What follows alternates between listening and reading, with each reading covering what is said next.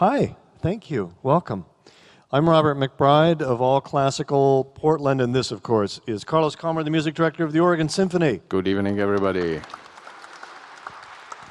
It's great to see you all here tonight. I have good news to report. You won the lottery. No. Not as far as I know. I'm happy to report that I'm more comfortable with the Sixth Symphony by Gustav Mahler now than I ever have been in my whole life. Okay, tell me how you felt before. I've always felt like the Mahler Sixth is kind of a grim steamroller of tragedy that's just going to run over you no matter what. You want to simply... Yeah, and I've won. You know, we should have signs out here that say "Abandon all hope."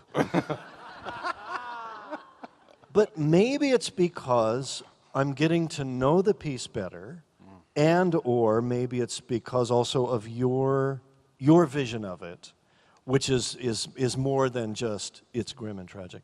That I'm hearing a lot more things in it than I ever heard before, and I came away from it last night with a different feeling. What do you think? I mean, Mahler's music is so rich, you can listen over and over again all your life and find something new. But you never did think of it that it was just totally grim, the way I kind of did. I never think in a... Well, I understand very much where you're coming from, but no, I didn't. And actually, this time when I'm conducting it, I think less. I'm actually in exactly your corner. This time, for me, the experience of conducting Mahler 6 is less, how can I say, it's more emotional, in a way, but less shattering you all the time. Meaning,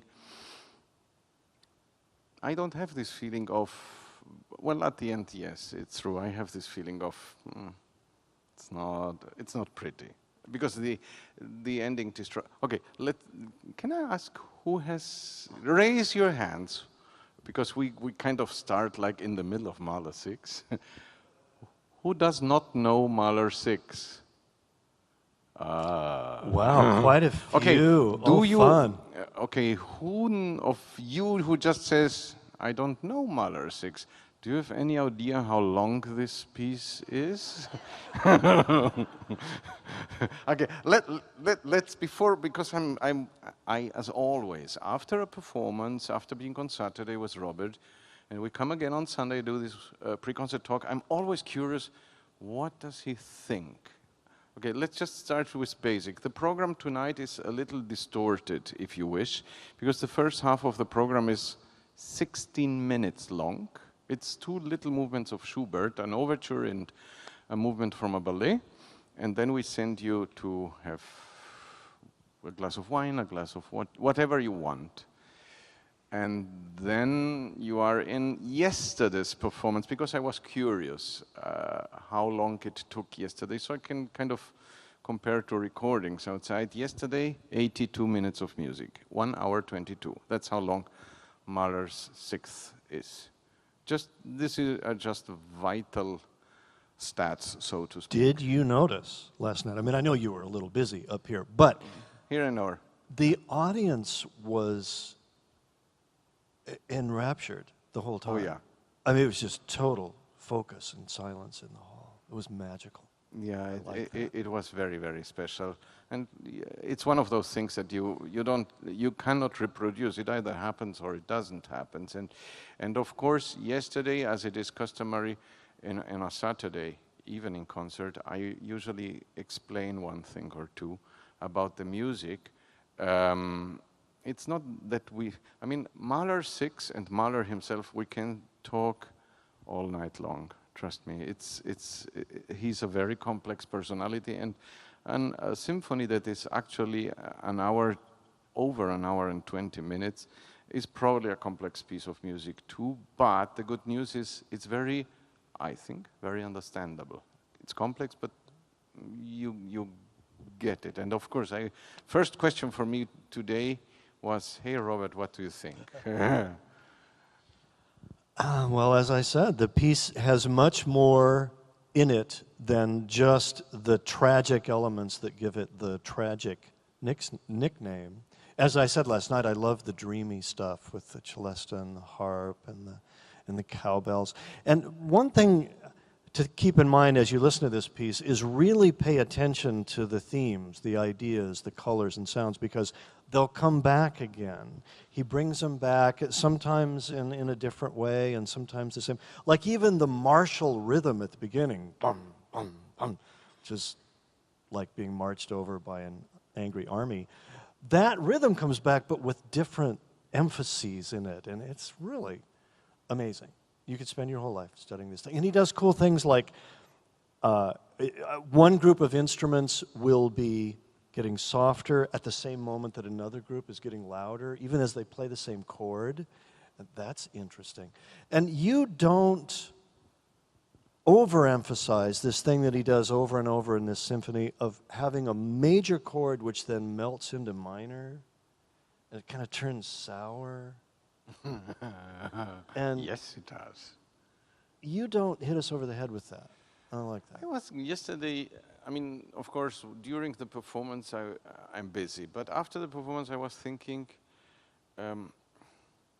one way to approach Mahler symphonies, maybe especially this one, is Mahler's music tends to be over-emotional and to have very rough edges. It's sometimes extremely in your face. And now the question for a conductor, amongst many other questions, is do you kind of try to turn these edges mellow a little bit, so it's not as rough, or do you emphasize those edges? So I was thinking, because it is really my belief that this music, Mahler 6, is more than, it's a lot more than only edges. So, but I don't think that I'm polishing. I hope, at least, that I'm not making with the musicians of the Oregon Symphony things pretty that are not meant to be pretty. I just hope that somehow, even considering the fact that what you hear is an interpretation, that we actually do something that comes close to what Mahler wanted. Unfortunately, I've thrown away his phone number, so I don't know. But You have stood at his grave. I've stood up, oh yeah, actually more than once, because his grave was where I used to live in the old days in Vienna. And of course you go there and it's a very strange, you know, when you live in Vienna, as I have been doing for 38 years, sometimes you realize what a strange feeling this is when you, either you are in a cemetery and you look at the grave of Gustav Mahler, or different cemetery, you look at the grave of people like Brahms, or, I mean, your idols. Or even when we talk about Mr. Schubert, whose music we are also playing tonight, and you go to his house. Or you go to one of the, I think, 12 apartments that Mozart had in Vienna, because no, he didn't have them at the same time. He just moved all the time, and you can visit one of them and look, that's where Mozart lived. And that's the little piano where he sat and wrote one of those pieces that you cannot even understand why a human being can write something. It's a strange experience to live in such an environment. And of course, then it comes to the fact that you are faced with the music of Mahler, and music of Mahler, for most of us conductors, is something that we absolutely want to do all the time, because first of all, first thing that comes to mind is it is very effectful. I mean, it's in its own right, it's always a crowd pleaser. Even when it is dark, it's a crowd pleaser. And you always, most of the time with Mahler, you have this wonderful effect that after going through the music, at the end, you stand there in front of an audience and you swim in glory because the ending is very loud. And that's what we all love. No, there are exceptions. You know, I would not expect that Gustav Mahler would be a universal kind of composer because his music, the symphonies are so long and they're so demanding. Years ago, I worked at a Tower Records store in Seattle. I worked in the classical department most of the time. Occasionally, I'd fill in elsewhere. There was a woman there who was seriously into heavy rock and roll. I mean, AC/DC was her favorite band. I mean, she really liked it loud and hard. And once in a while, she would fill in the classical department. The only classical composer that reached her was Mahler. Because I would imagine, because she never managed to listen to Stravinsky. She did, actually. But then also I knew a guy who is really into very traditional jazz of the 40s, 50s, and 60s. His knowledge, his interest in jazz is very narrow, but incredibly deep. He just knows everybody and everything in that one slice of traditional jazz. The only classical composer he cares about is Mahler. Those people couldn't be any more different, and yet for them, this guy works. I understand that actually very well, because you have, actually they lived pretty much at the same time, kind of. You have, at the end of the 19th century, I mean, Mahler lived past the 19th century, 11 years, but at the end of the 19th century you had, aside from Mr. Brahms, who is German, you had two composers in Vienna who were incredibly Austrian in their own way, and both of them, the focus of both of them is the same. They write symphonies. Both of them wrote 9 symphonies, and then, without completing either the 10th or the 9th, died. And both of them have a tendency to be very long. Mr. Bruckner, Anton Bruckner, and Gustav Mahler. Now, the phenomenon is that Bruckner, I think, is very, very, very towards the German culture, whereas Mahler is way more universal. And if you think, why is that? Both composers write symphonies that last over an hour. Both composers write symphonies that at times get really majestically loud. But Bruckner is not, I would say, by a long shot, as popular as Mahler. And especially thinking about I mean, you put one of these wonderful people who is into rock and roll, meaning really the heavy stuff, and you put him in a Mahler symphony, you bring him here, he will adore it. You bring him when we play Bruckner's 8th symphony, which is an hour and 15 minutes, and I'm sure he will have no idea what to do with that music. It's because, in the end, Mahler's music is so appealing because it is so emotional. It doesn't really matter whether you know something about it or not. It might help you occasionally, but even with that, with the emotionality of the music, sometimes you look at the sheer facts, like, when did Mahler write what? And then you think like, oh, that's really a weird person, this Gustav Mahler. Because, I mean, Symphony No. 6 is one of those examples. There are 2 pieces in Gustav Mahler's work that are probably the most, if you will, tragic ones. The symphony that you are going to hear, although it's way more than that, and the song, the Kindertotenlieder, the songs on the death of on children. the death of children.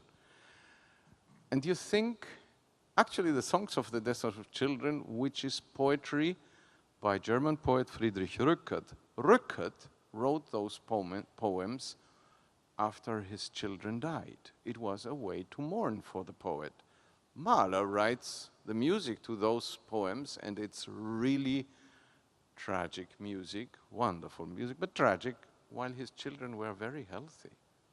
Mahler writes the symphony that you're going to hear tonight that has this struggle of the human being as a theme, in a way, while he was actually doing very well. So, yes, emotional, but strange.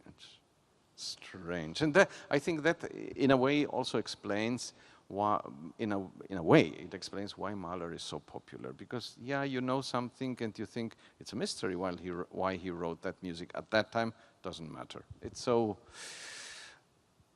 I am discovering, in a way, in this symphony, a couple of elements that I did not feel before when I conducted the symphony. Do tell. The romantic element. There are a lot of things. I've conducted Mahler.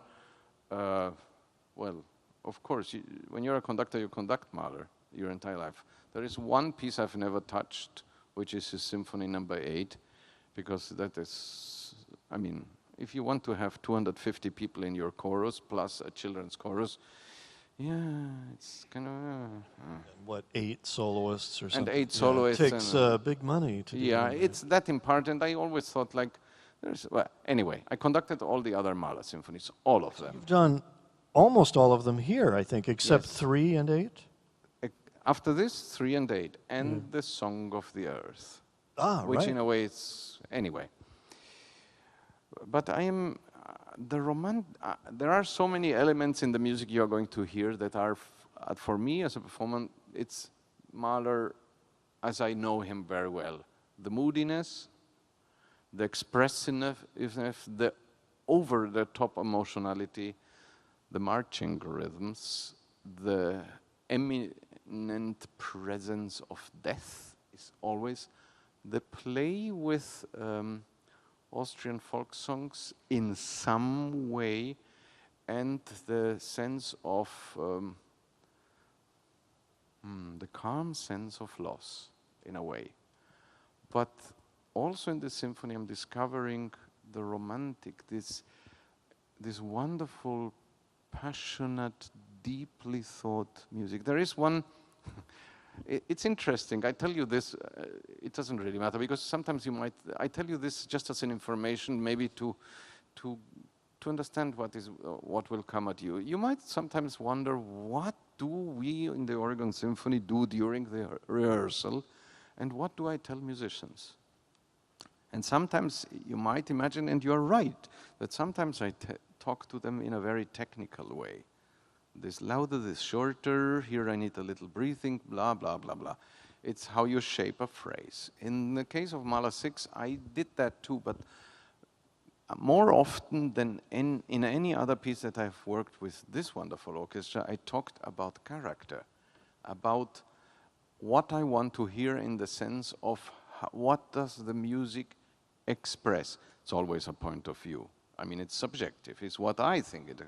And I remember once, and that is something that I learned about the symphony, saying to them, this has to sound like there is a person you really love very deeply that you see in the distance, and you run towards that person.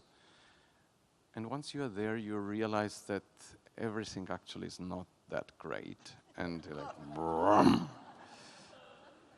That's our hallmark moment for tonight, is it? But you see what I'm trying, in a way it's expressive. So, just to be a little more, 4 movements you're going to hear. You're going to hear an allegro that not only, but is very focused on a marching rhythm. And I mean, boy, this symphony really starts.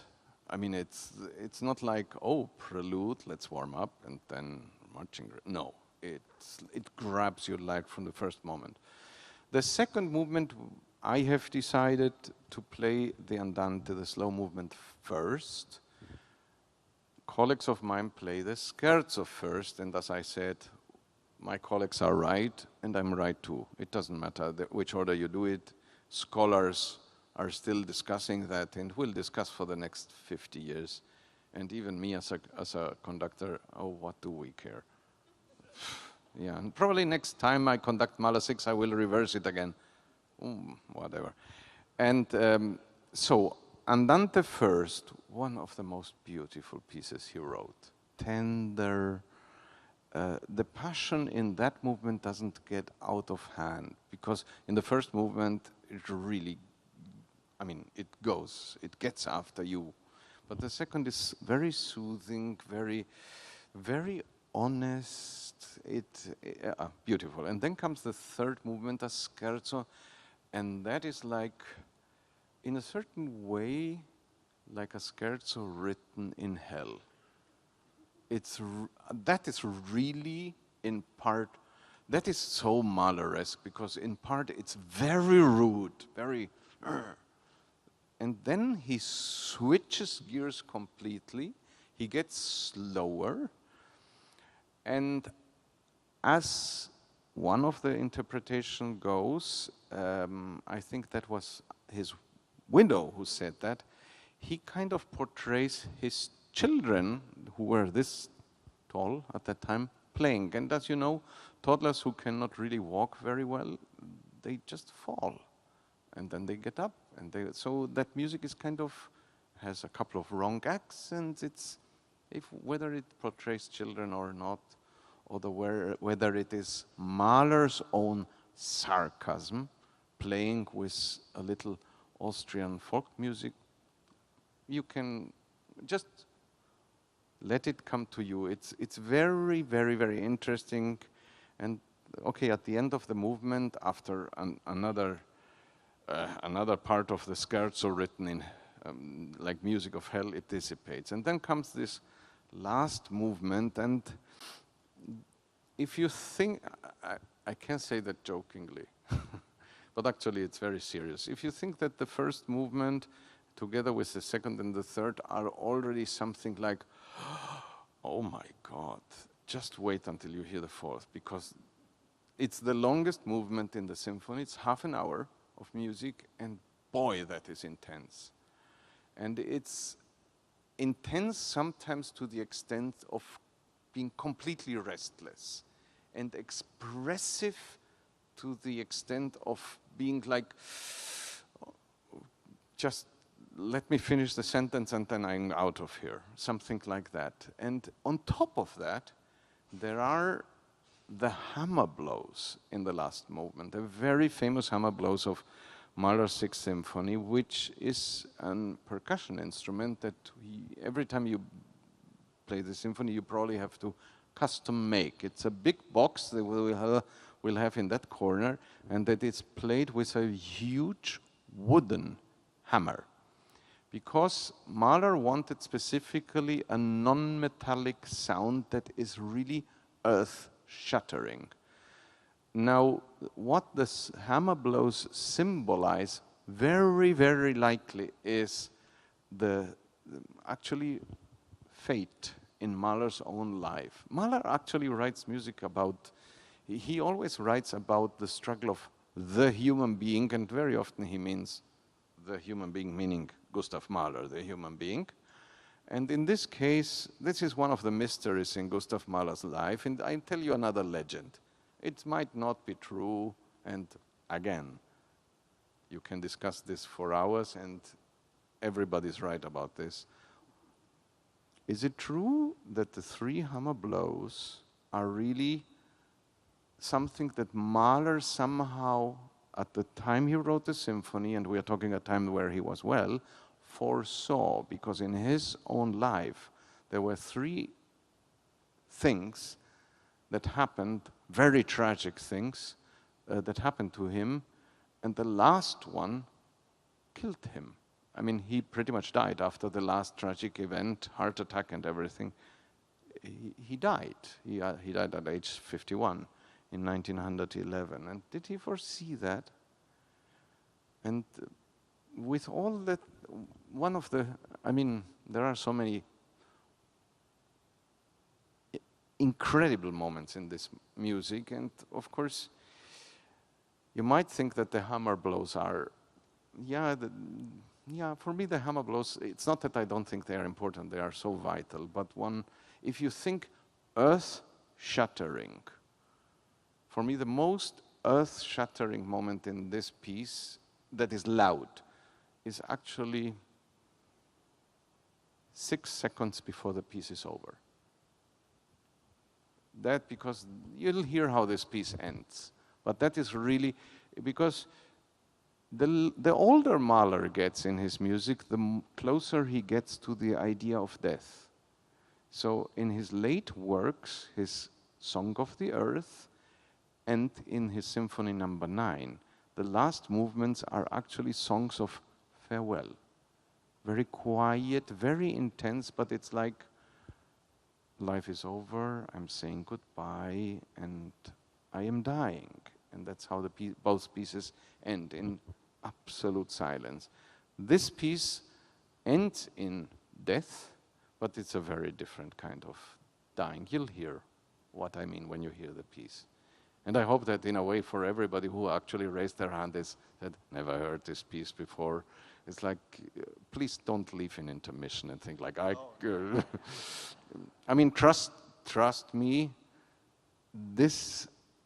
you did very, very well in coming to, first of all, that you come and buy tickets for the Oregon Symphony. Thank you for doing that. But coming to this concert and Mahler 6, because I think this is something you will remember for a long time, if it goes well. If it goes well. We need to, what do I know? It's quite an undertaking. You know, waiting for those hammer blows is a little bit like waiting for the cymbal crash in The Man Who Knew Too Much, that movie. You've seen that movie. And the tension builds and builds and builds, and you know that it's coming sometime, but you don't know exactly when, and then...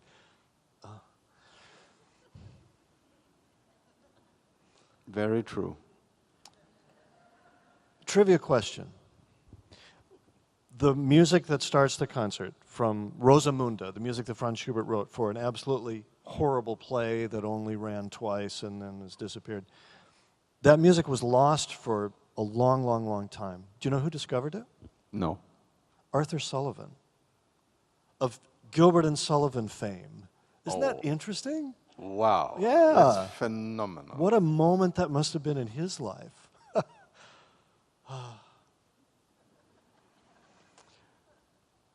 So we do have to stop talking, alas, so that we can...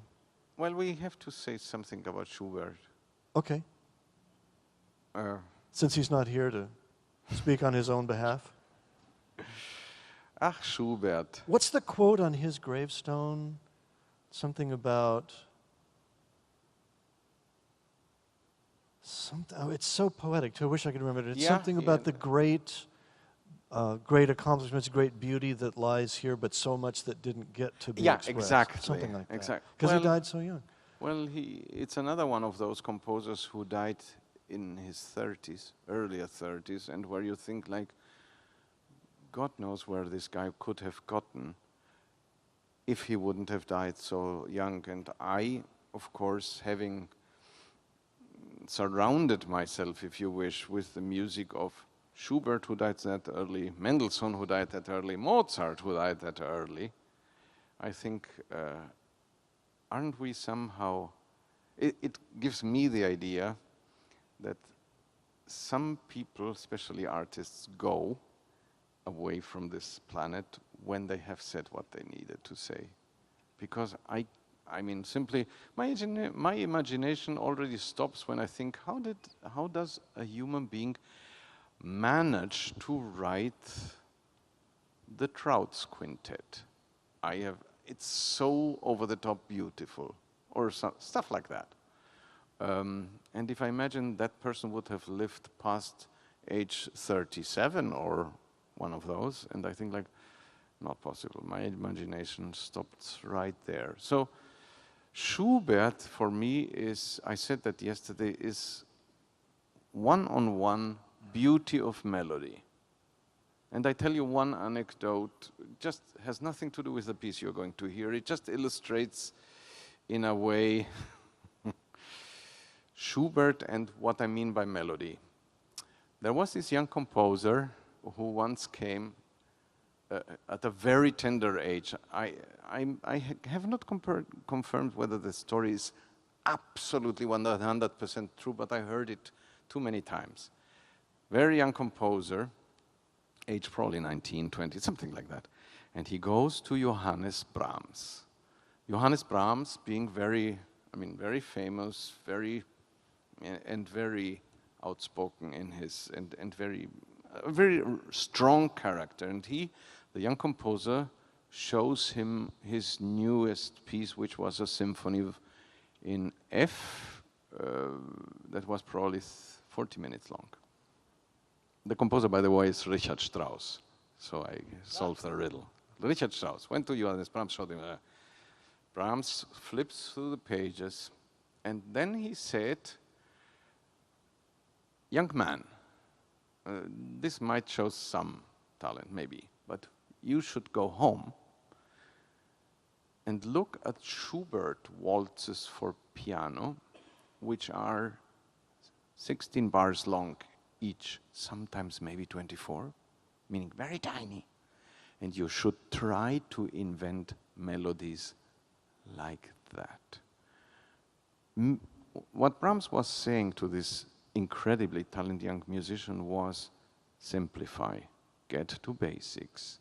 And when it comes to basics, go to the one who is the master of exactly that, and that is Franz Schubert. Whose spirit lives tonight, thanks to Carlos Kalmar and the men and women of the Oregon Symphony, and you for coming this evening. This little conversation has been videotaped. It will be at the website allclassical.org if you want to let your friends know what they missed tonight by not coming. Thank you for being here. Carlos Kalmar. Robert McBride.